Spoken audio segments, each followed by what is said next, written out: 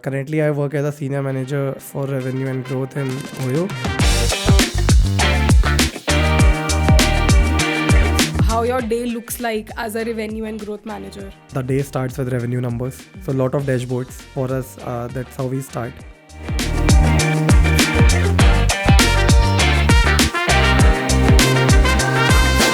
Most of us in India, I didn't know what to do post 12th. And how was your consulting years? So KPMG was my first job. I joined there as a consultant. When I was in my MBA, I pretty much wanted to go into a consulting world. Work-life balance का ख्याल नहीं आया तब?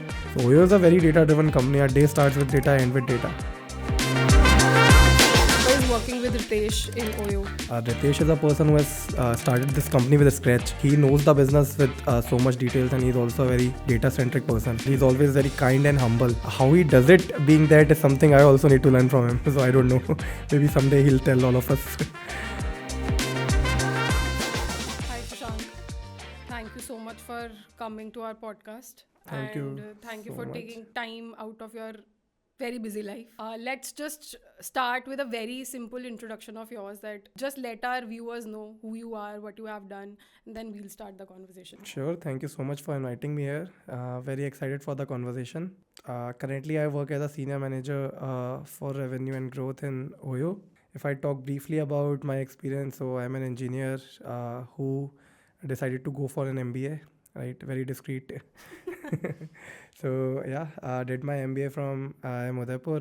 Later, worked in KPMG as a consultant for a couple of years, then worked in a startup called Rickshaw, and then later decided to join OYO. Right, so that has been my corporate journey so far, and good to be here. Great, yeah. So, Shashank, you have started your journey with Reliance, if I'm not wrong. That was an internship. That You was an interned internship. there. Yeah. So, how did you decide that you wanted to do MBA after engineering? Before we go there, why I joined engineering, I know is an important question. That's So- let's start with that. Most of us in India, I didn't know what to do post 12th. My elder sister, she was an engineer, so just because of that, I decided to go for engineering. That's it. No detailed thought behind it. So आधे engineers यार ऐसे ही बन जाते हैं ना. correct. 12th के बाद क्योंकि कोई और कर रहा था. correct. हाँ यार. And I'm coming. I was born and brought up in Agra. So बहुत ज़्यादा exposure भी नहीं था. 10th हो गई, 12th हो गई, ज़्यादा पता नहीं था. एक ही ऑप्शन था, engineering कर लेते हैं. अगर आप कॉमर्स की हो तो CA कर लेते हैं. So I think that's all I had known at that point of time. So joined engineering. वहाँ पे and my sister was an electrical engineer, so I also joined electrical engineering. After 3 years, I realized while engineering तो अच्छी चल रही है, I was good in terms of grades, right, everything, but I thought कि यार this is not something which I want to pursue. Okay. So While doing engineering. while I was in my 3rd year, so that time I decided and looked back कि अब क्या करना है. So back then I was evaluating my options, and I had an affinity towards business things. I used to read a lot about what is happening in the business world, especially at that time. I think Flipkart was coming in, so startup ecosystem में क्या हो रहा है, a lot of things. So decided कि let's go for an MBA. So that's when I decided कि ठीक है, let's prepare for it, let's see how it goes. At least whatever it will be, better than engineering, I'm sure. At least I was sure at that time.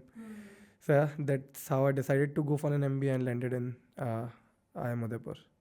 यार जितना easily आपने बोल दिया that you landed at IIM, obviously it was a big deal back then also, right? Yeah. So how did you reach IIM? I mean, सबसे पहले तो were you expecting IIM will be one of your MBA colleges, or you were aiming for कि यार नहीं MBA करना है, IIM के अलावा भी कोई और मिल जाएगा तो कर लेंगे?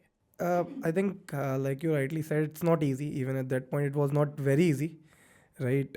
So first, I decided कि let's go for an MBA. Then I, weighted all the options. What are the different colleges? What are the different options? What are the competitive exams there are? How to go about them? At least even at that point of time, my strength was in terms of my analytical reasoning used to be very solid back in engineering days as well. कैसे पता चला आपको? Yeah, so when we started our 4th year, right, now companies start to come in for placements, right?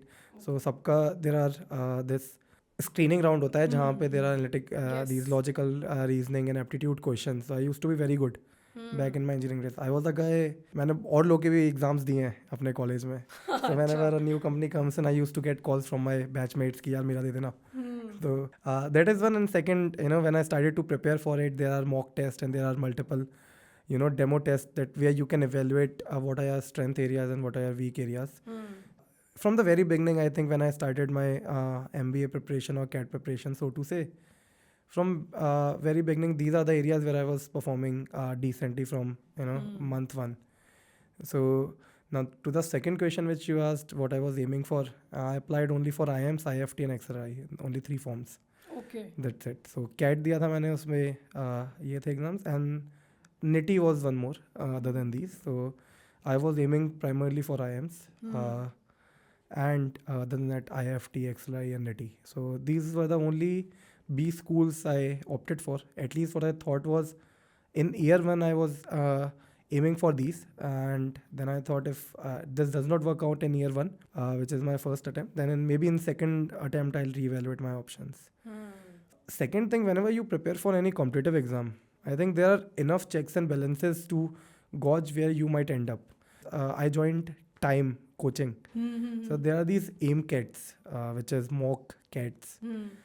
For cat, I think you can mock where your potential lies, what is the bracket you are falling in there.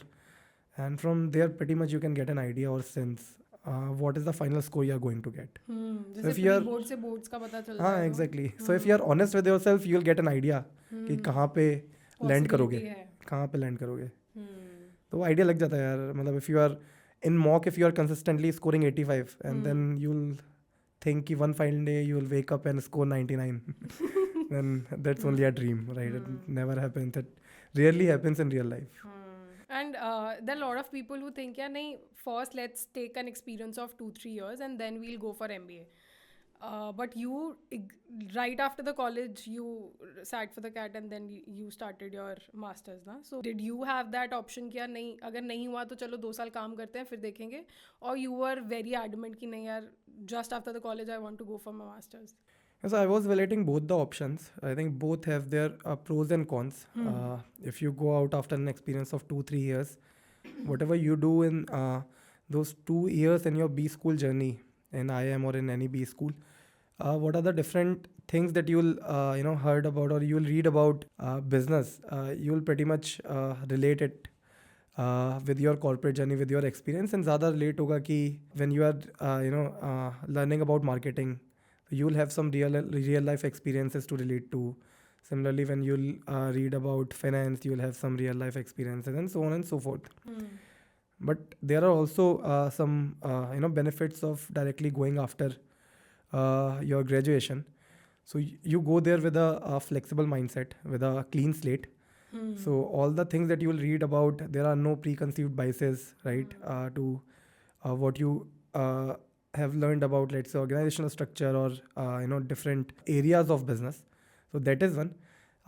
Second, those 2-3 years where you are spending your time before MBA, you can get a 2x or 3x more experience post MBA within the same time frame, right? So your learning curve basis that will also be giving you incremental benefit post MBA if you directly land up post graduation. I think both have their pros and cons. Okay, and then after that you got the campus placement. Okay, and you started your journey in KPMG. So KPMG was my first job. I joined there as a consultant, right? So when I was in my MBA, I pretty much wanted to go into a consulting world, right? KPMG was the first shortlist I got. It was a day negative company. D negative as in? So day zero is the day when most of the placement companies comes in. So it's where your placement season kicks off officially. Before that, there are few companies which gets the slot before day zero as well. So KPMG was one of them. So before exams, before your year ends, you already knew that you're going to KPMG. Yeah. So I think placement starts in your 5th semester. And 5th semester's mid is when the placement season starts. Day 0, day 1, day 2, by that time 70-80% placement happens, and then some companies which are lined up for later date, they keep coming up, and you know this keeps happening till the time entire batch is now placed. And how was your consulting years? Like 2 years, how was that? And it was interesting. So KPMG, I joined as a IT consultant, which was Okay. a fairly new field for me. Consulting, I think I wanted to go into consulting for one reason, because even back in the days, I always like to do different things. I like the dynamic environment where I'm getting exposed to different problem statements and doing different things, and that's something which pretty much relates to me. In the tenure of 2 years, I worked on 8 to 10 different projects, Wow. different companies. Right, it's a very dynamic environment in a sense. When you start, you are working on one project only, but by my third or fourth project, I was working on two different projects at a similar time. So morning, my first half maybe working on one problem statement. Second, the half working on different project, and both have their timelines in next 2 months or 3 months we have to deliver. So there were days morning mein took a cab, went to one client in Marine Drive, near Marine Drive. Then took a cab, came to Dadar for the second client meeting, and in the evening came to Goregaon for the third client Oh, meeting. wow. So that's how it used to be. There were days where working on multiple projects, and there were days where I was working on only one single project, but with a very broader scope and a big team. So very interesting. I think first job थी वो भी consulting की. Fancy lifestyle, I don't know very about good fancy. salary. I don't know about fancy, but very stressful. Work That life sense. Balance का ख्याल नहीं आया तब? जो अब it is very usual, people talk about it all the times. Consulting में do you think it is possible? Yeah, it is possible, but I think the curve is kind of, it goes up and it goes down, depends on the day. So when you are coming closer to the project deliverables, it kind of goes for a toss for at least couple of weeks or couple of days, if not for weeks, right? But when you start a project, it's good, and work like a normal hour. So it's kind of keeps it's kind of days where you're working hard, and it's kind of days where you're okay, and it's relatively okay hours. Okay, I so think. since you have worked for 2 years in consulting, what would you say, what are the top three pros and then top three cons of working as a consultant? So, good question. I think top three pros working in a consulting is first, when you are getting exposed to different number of, like I mentioned, worked on 8 to 10 clients in the tenure of 2 months, in 2 years, right? It also builds inherent characteristic of working on different problem statements, helps you become a problem solver. I think in my later career, when I worked in different companies, that something which helped me. Problem statement दिया, you are learning about it in relatively less number of time, right? So वो inherent capability generate हो जाता है कि कम time में you are getting exposed to a problem, doing your research, learning about it. So that mindset. Second is, I think, like I mentioned, this same thing. Worked on different areas in those small period of time gives you a very wide exposure. And third, Third, I think time management, working on salary won't be one. salary. I think, yeah, but you can get same salary in different, companies as well, in different Really? areas. Yeah, today I think they are, other than consulting. So consulting definitely, pays you a lot, especially if you are going in the top consulting firms. But that used to be the case, I think, 10 years back, 15 years back, and even today, I think consulting pays you really good. But now there are a lot of companies which are keeping that bar or matching those salaries. Also different careers. Different careers. I think there are FANG of the world, Facebook, Amazon, Apple, and then now startups are also paying a good amount to get the good talent. So, yep, I think salary is one part of consulting, And what but are the in other three areas, cons of working in consulting? work-life balance, like you said, sometimes goes for a toss. So Okay. for sure, second is, while we were talking about pros of working, with different projects. There's also a con that you never get that sustainable life where you have your Focused on one thing. focused on one thing, or where you have a structure on where you will be that certainty कि क्या schedule है, or that having a scheduled life कि 9 बजे उठ के इसी office में जाना है. You know that your office going to be in this X place, because the clients keep changing, and even the cities keeps changing. Countries also. Countries changes a also, lot of time. yeah. So you never get that sustainability of being in a one place and having a known variables that what you are going to do. So that is second. And third, while it's good for many people, whoever ends up liking it, the dynamicity, the dynamic engagements or parts of it, it also does not work for everyone, to keep things changing, to keep shifting that lifestyle what you're working on with teams. So I think that is not something, it's not a cup of tea for everyone. So I think because of these things, it's also the case that attrition keeps on a higher end for consulting firms. I have also read recently like two of the things about consulting as a career. One, if you want a good salary, then go for consulting. This is one thing. You can tell me if it's true or not.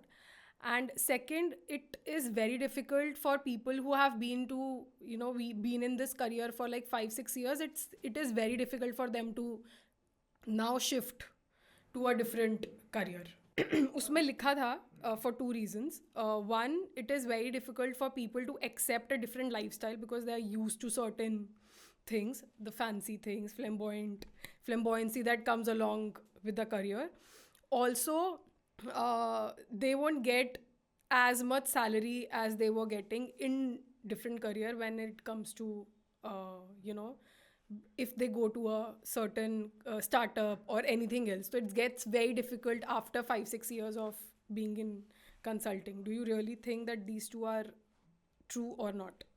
I think for the first part, true, especially if you are going to the, let's say, top three of the consulting firms, McKinsey, Bain, Boston Consulting Group. They pay a really good entry-level salaries, right? What are the entry-level salaries there? I think from what I've heard, it's upwards of 25 LP or even 30 LPA. Depends on the college. It's or the entry level. Entry level, yes. And for some role it's lower, but broadly for the management consulting job, that's how the salary trends. For the second part, that people stick to it and they find it hard to go out of it. I don't think it's very true today, because a lot of them are now. One good thing about if you are part of the consulting group for, let's say, 6-8 years, the time frame that you mentioned, you get a pretty decent salary elsewhere as well, because of the experience that you are bringing in. Being a 6-8 years consultant in these firms pays you a really good salary outside, especially in the startups today. They are hiring and they look for consultants. And they pay really good salaries. And I know a lot of people who have moved out of consulting after spending good enough time there. So I don't think that's the case, or salary might be the issue. But yeah, I think spending that much years in consulting, they get used to that lifestyle, or the kick that they get in consulting. That lifestyle that you talked about, and so many other things. So salary might not be a blocker. But lifestyle can be. Lifestyle, or the just that The respect or the kind the of kick treatment that they are now used to, right? That's true. That's true. And you are one of them who have left consulting after 2 years and moved towards startup, right? So why did you think that you have to, move towards startup? How did you take that decision? So I think it's after spending there 2 years in consulting, I had a couple of offers, but I chose to join a startup. For me, like I was mentioning even before that, in the beginning, I for a very long time was following up what is happening in the startup industry, especially in our times, 2018, 19, 20. I think a lot of startups, became a part of our life. Flipkart, Zomato, getting a cab, we were calling Uber. So Paytm. I think Paytm, right? After demonetization, all of us were using Paytm. So a lot of new products came into our life in just a very small number of years, and all of them were doing something very incredible. So I particularly, even today, I think that startups are a interesting place to be in. It's very exciting. Some of them are building some new products, some of them are building new services, so and so on and so forth. So for me, startup is an exciting space even today and also back then. So for me, that's why I took the call.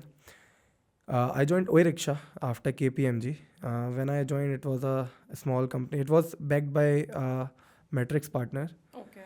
So they had What already position raised. were you in? I joined as a chief of staff to Wow. business unit head. Now, chief of staff is something that is very trending now.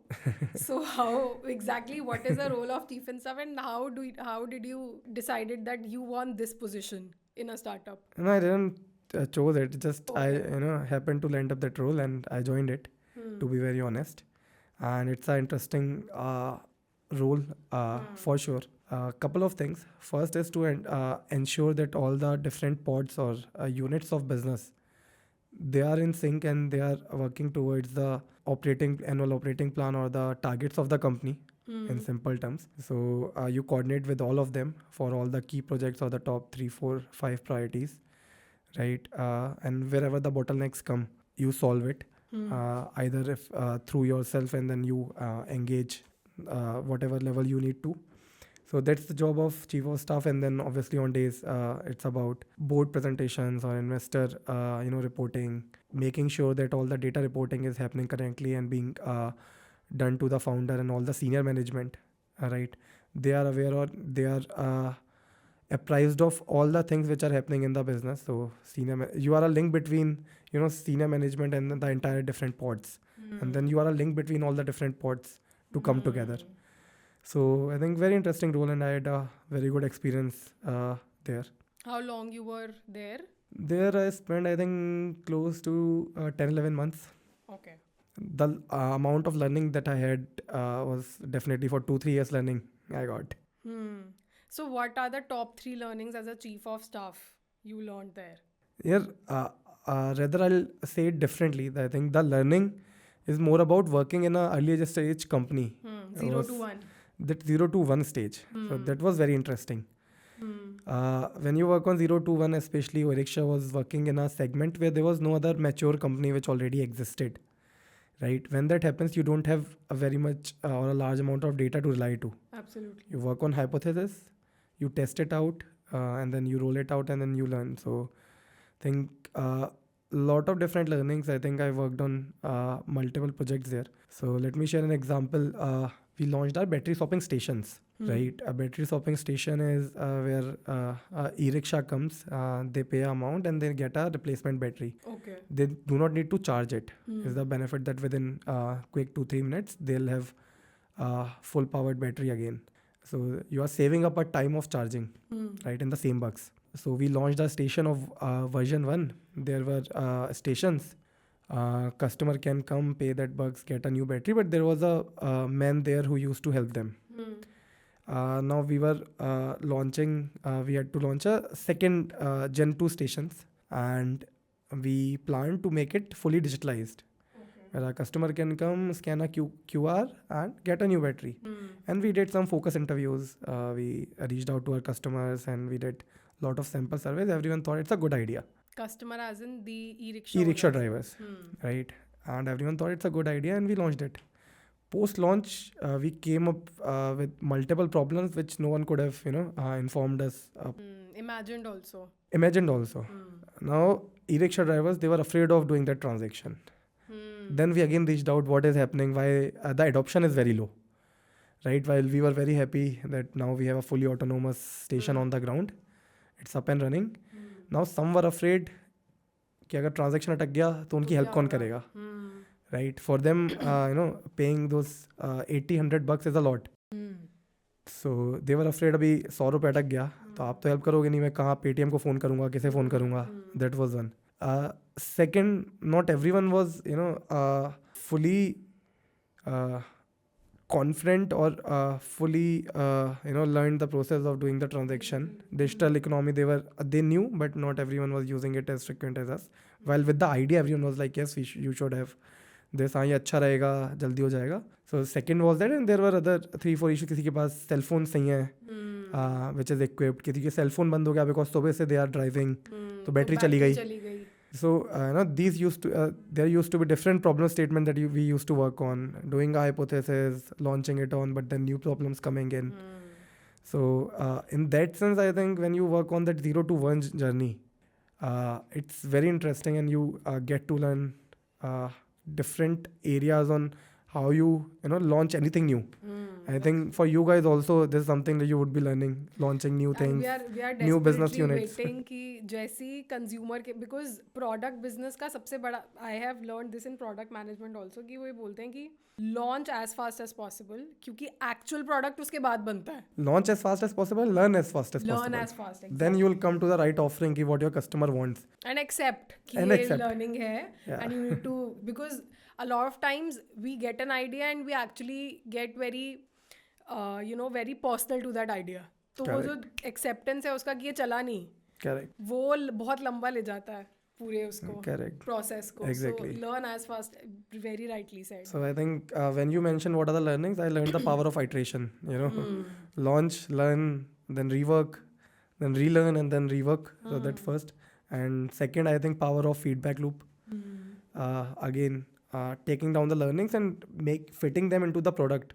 Finding that product market fit with your audience is something, but these are not the only top 3 learnings. I think there were a lot of different learnings in different areas. So working in that early age startup or early age product is very interesting, and whoever gets the chance, I think should now there are a lot try of it. chief of staff vacancies that has been open. Chief of staff position is also very interesting in that sense, that on the morning you are solving or you're working on the supply chain problem, and at night you're working on the marketing thing, what to do, and the next day you're working on maybe investor relations. Adventure is the one thing that one person should be accustomed of. Correct. कि नहीं यार कुछ भी हो सकता है, and should have a high amount of learning power and acceptance for change. acceptance for बहुत जल्दी change. होगा. So I think very interesting position and very interesting role to be a part of. और I think ये जितनी early age में इंसान कर लेना उतना better है, because looking for a chief of staff role in your 30s will be difficult, because उस समय I think the set of There are some biases and less flexibility. Exactly, less flexibility, yes. Yes. As flexibility is something which is P0 for such roles. Absolutely. And then you move to OYO after. Correct. Okay. And how did you get the OYO as an opportunity? So I think again it was an inbound opportunity which came in. So I received an opportunity, interacted with some of the OYO folks back then, and then so I joined European business of OYO Vacation Homes. Back then I didn't know that OYO existed in Europe. So when I got into the discussion, You're telling me just now that OYO is in Europe. So and it's very big in Europe as well. So we operate 60,000-70,000 plus homes in Europe. Wow. And operates in different countries, Scandinavian countries, and then south of Europe, Benelux, and so on and so forth. So it's a very huge market for us, for OYO, a European market. And when I got into the discussion with OYO, then I learned about what are they doing in European market, how exciting it is. I joined it in late 2021, and I think that was the most exciting time to be in a travel and tourism space, because post COVID a boom was happening. So everyone was locked in their homes for more than a year. Almost. For more than a year, and now everyone was looking for an opportunity to travel. And उसके बाद I think travel और ये सब बहुत ज़्यादा बढ़ गया है. Yes. Because now people actually value freedom. Yeah, and they actually value to Making go memories. to go out and spend some leisure time. Absolutely. Post COVID especially. So I think And because of social media also. because of social media as well, to post a reels To of post some a trending reels also, they destination. watch a lot of YouTube vloggers who travel Correct. a lot. So I mean, exactly what is your role? Matlab, what exactly you do there? How your day looks like as a revenue and growth manager? I think to start with revenue team's job, as the name suggests, to hit the revenue targets. It's as simple as that. Now, for any revenue team in any company, I think the day starts with revenue numbers.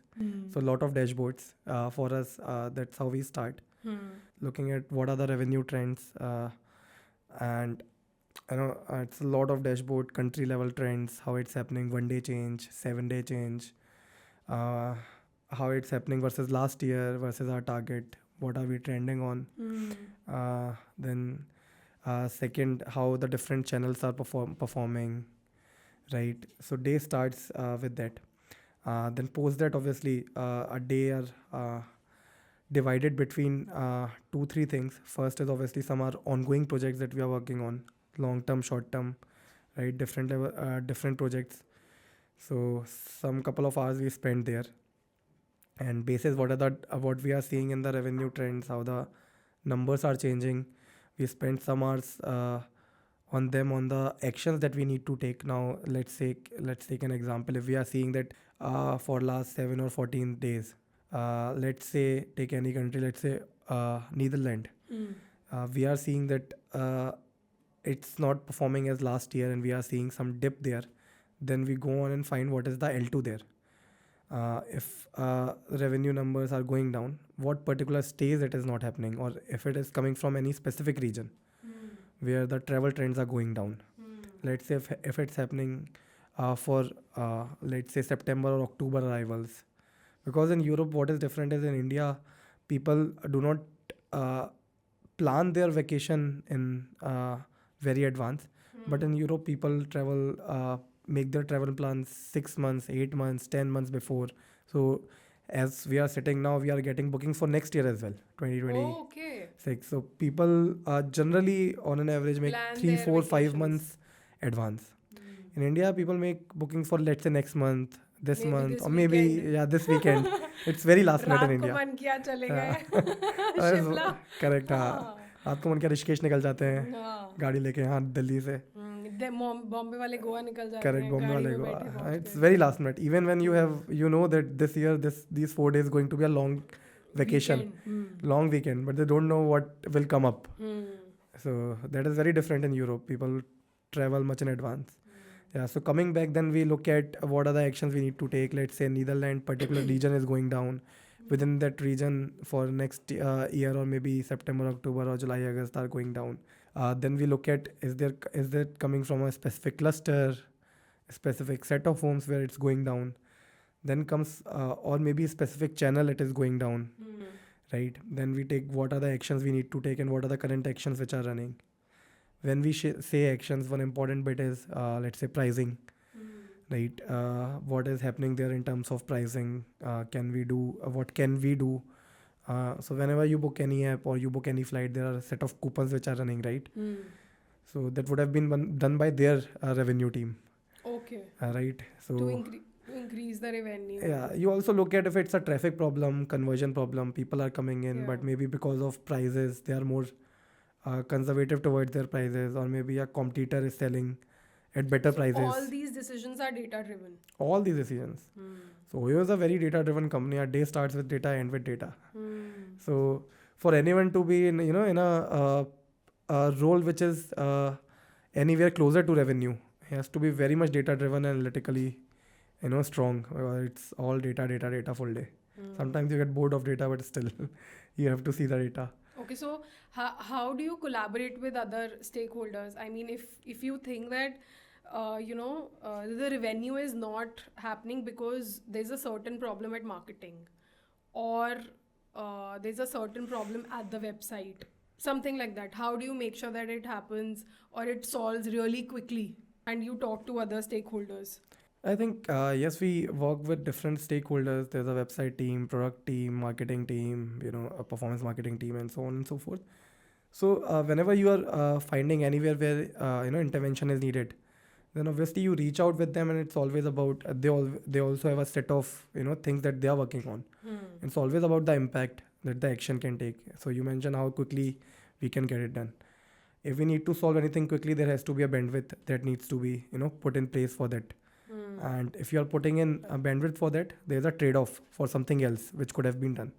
So all the actions and all the decisions are basis data and impact that particular effort will solve.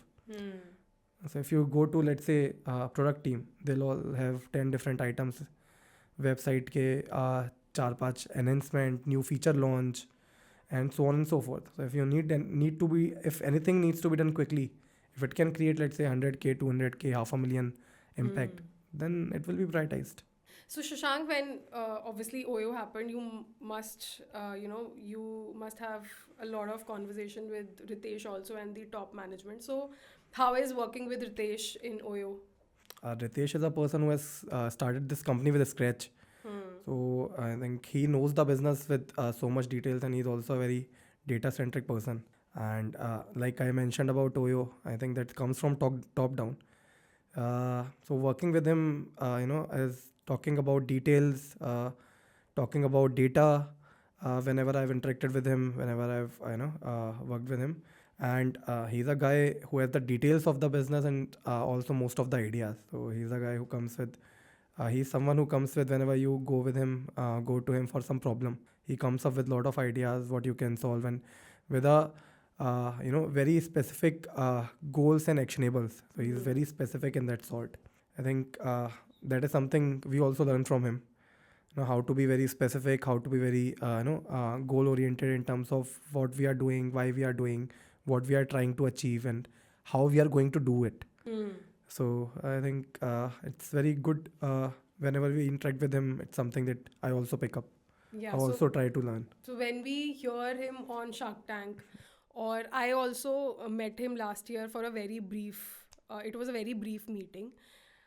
He was very humble, he was talking to all of, to all the people around me very politely, like वो ऐसे ही है in reality also. In reality also, within company as well. He talks like that only, always polite and humble. Because I heard Namita also in one of the podcasts, he was saying यार मुझे ऐसा लग रहा है he's so मतलब he is too sweet to be true. तो वो ऐसे लगते हैं, तो कई बार when you talk to him तो आपको लगेगा यार इतने प्यार से बात करते हैं वो. So how did he manage, मतलब जितना भी आपने उनके साथ काम किया, उन्होंने इतनी पूरी कंपनी बिल्ड की है, with that kind of kindness, with that kind of nature. So if, for example, you need to, learn a few things from him, from his nature, what would be that? Some of the things that we discussed, he's always very kind and humble. How he does it, being that, is something I also need to learn from him. So I don't know. Maybe someday he'll tell all of us. Right. But yeah, those are the things: to be kind, to be humble, to come with a specific, goals and actionables what we are trying to do. So those are the things I try to pick up. And all the kind of news that is coming up on the social media right now, OYO में married couples are, ये जो पूरी की पूरी news है married couples वाली. So is it true? Yeah, I also know as much as you guys know. In the news, I work for European market, so in India. But if you go into the news, if you look deeper, so it has stated that it's for Meerut for now. So I think that's how it is. That's what social media is for you. Yeah. That's what marketing is. We are almost, at the end of our conversation, but I would like to know, like, throughout your journey, if somebody who is looking to our conversation as a viewer, and he wants to follow the path, that he wants to reach to, from corporate to startup, then to in startup also to a brand which is like very well known. What are the step-by-step process you would recommend if that person is not from a top B schools? So I think step by step is first, before anything, figure out what you are trying to achieve and why you are doing it. If you want to work, let's say, in a MNC or in a startup, what are the goal or idea behind that? And then second, I think in today's world, a lot of opportunities comes in if you just reach out. I think, other than obviously the traditional and methods like applying for a job, looking for openings, looking on LinkedIn and Naukri. Those are the obviously a great platforms, and you can land up amazing opportunities through them. So those are the traditional methods that someone should try with reaching out as much as they can. But on the other hand, if they have something specific, if they know what they are trying to do, why they are doing it, and just cold reach outs also works in today's age. Just reaching out to, let's say, just mailing to them or reaching out to them on LinkedIn with a personalized message, what they why they are reaching out, how they can help, right? We have seen some cases of that sort. Okay, so one, you need clarity. Second, शर्म मत करो and then reach out. Reach out. जिसने की शर्म उसके फूटे. Correct. So you have any episode, very random episode, or any memorable episode that somebody reach out to you or anyone around you, and you took that person in your team or got the opportunity? I had one person in my team who just randomly reached out to me on a LinkedIn platform with his resume, with his work experience. We interviewed him, and he seems to be a perfect fit for the team. Awesome. If he wouldn't have reached out, we might have never seen his resume or CV and wouldn't have worked out. I think startups are best like that. You can actually reach out to people directly. They are very open, they are very welcoming, they are looking for good people. Yeah. Right? The only criteria is, good fit. It does not matter what college, what, degrees that he or she may have. So skills are always and above over. Skill and then degree. openness to learn, and then people who are eager to learn new things are the best, and who have that hunger, हाँ करना है, सीखना है. Nice. So I also have the philosophy that skills are greater than degree.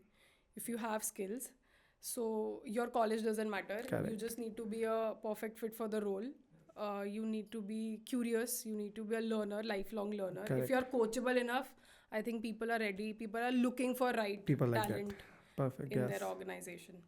So Shashank, do you really feel that because our platform is all about mentorship, we really want to make mentorship like a click away? We want to make it as simple, as easy, and as fast as ordering a pizza, right?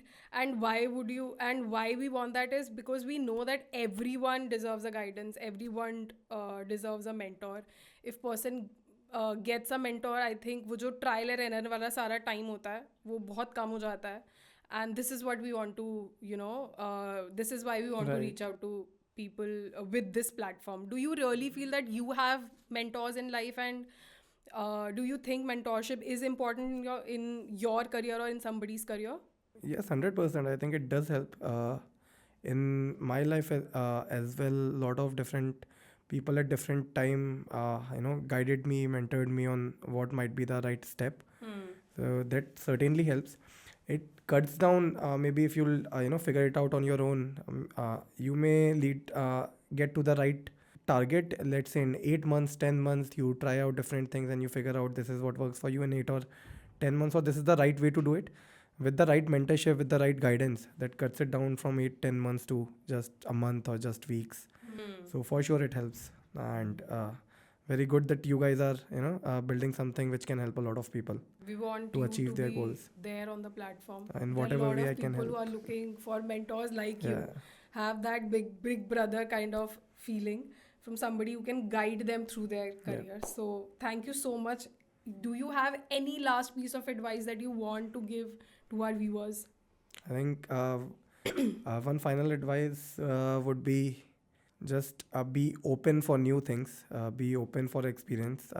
You might end up, in a place which you wouldn't have thought and which works out perfectly for you. So just some of the things like you mentioned, be curious, be open to learn new things. And don't look for work-life balance in initial days.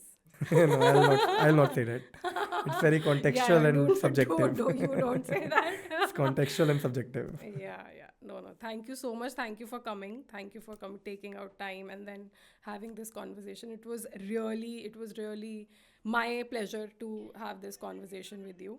Okay, thank you so much, Shashank. Thank you so guys. much. It's a wrap. Thank you for the day. It was good. It was great.